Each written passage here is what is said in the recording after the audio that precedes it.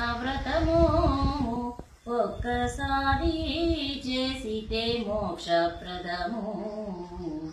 సత్యనారాయణ నిత్యపారాయణ సాక్షాత్కరించియు మోక్షములొసగేటి దీక్షచే ప్రతి వత్సరము ఈక్షితిని వ్రతమెవరు చేసిన పక్షివాహనుడైన ఈ సత్యమూర్తి కృపను గందురు.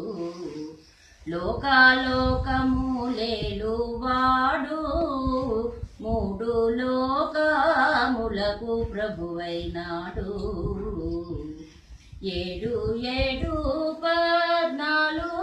భువనములు కుక్షిలో నిడుకున్న సాక్షాత్ మహావిష్ణు.